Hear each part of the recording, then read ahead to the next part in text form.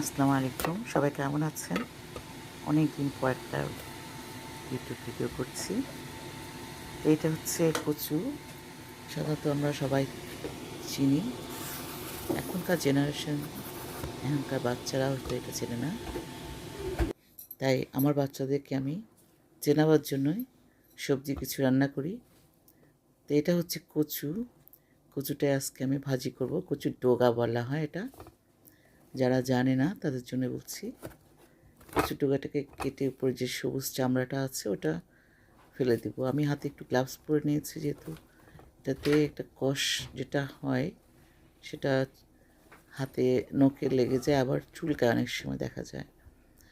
অনেক সময় গরম পানিতে যখন আমরা একটু ধুবো তখন চুলকাতে আরম্ভ করে।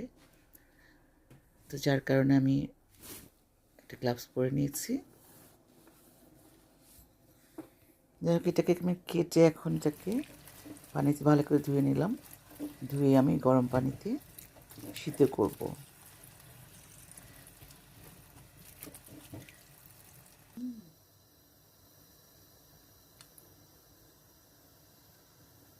একটু লবণ দিয়ে দিলাম, একটু হলুদ দিয়ে দিচ্ছি যাতে দেখতে সুন্দর লাগে। সিদ্ধ হওয়ার পরে যে কালারটা একটু সুন্দর হয় যেন।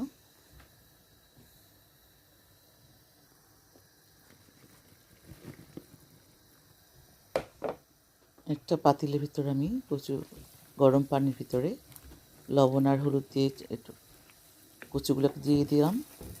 ভালো করে বসিয়ে দিচ্ছি যাতে পড়ে না যায়। এখন এটাকে বসিয়ে দিয়ে আমি ঢাকনা দিয়ে দেবো। কিছুক্ষণের জন্য ঢাকনা দিয়ে সিদ্ধ করব।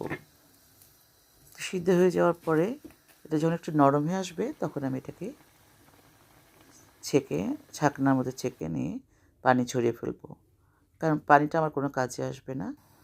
পানিটা ফেলে দিয়ে তখন আমি ওটাকে একটু রেখে দিব যাতে পানিগুলো সব বেরিয়ে যায়। এখন একটা ফ্রাই প্যানে আলাদাভাবে একটু তেল দিলাম। তেলটা গরম হয়েছে কিনা চেক করে দেখলাম। এর মধ্যে পেঁয়াজ, রসুন, একটু লবণ দিয়ে আমি ভুনে নিব যাতে পেঁয়াজটা যাতে নরম হয়ে যায়। সাথে টমেটো দিয়ে দিব একটা কেটে।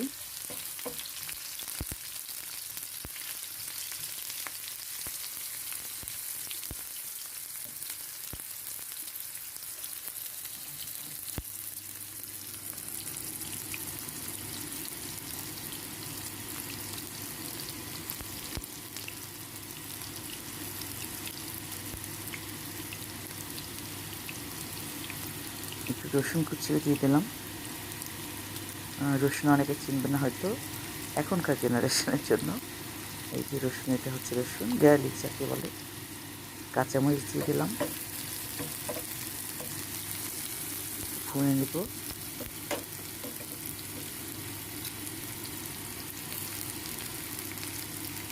এর ভিতরে একটু টমেটোর একটা কেটে দিলাম।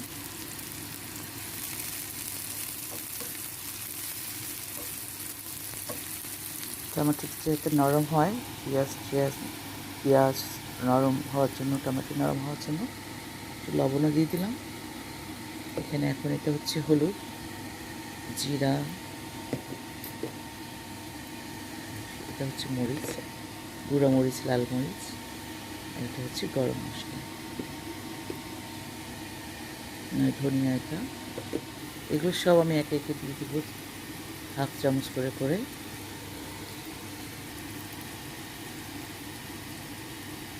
লাল মরিচ দিয়ে দিলাম।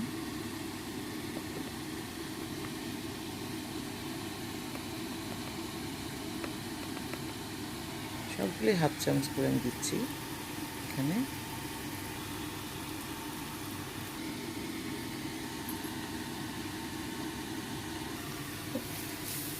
এখানে আমি সব মশলা একে একে দিয়ে দিলাম।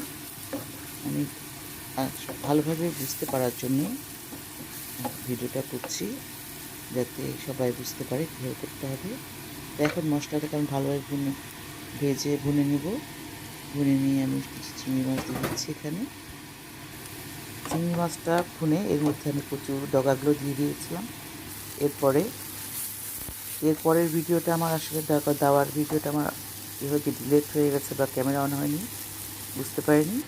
তো যাই হোক এভাবে দিবেন, তো দিয়ে তারপর এটাকে একদম ভালোভাবে পানিটা যেটা বের হবে সেটা শুকিয়ে নিতে হবে তেল বের হওয়া পর্যন্ত। তো তেল বের হলে বুঝতে পারবেন এটা হয়ে গেছে। ধনিয়া পাতা দিয়ে ঢেকে দিবেন। তো ভালো থাকবেন সবাই। আল্লাহ হাফেজ।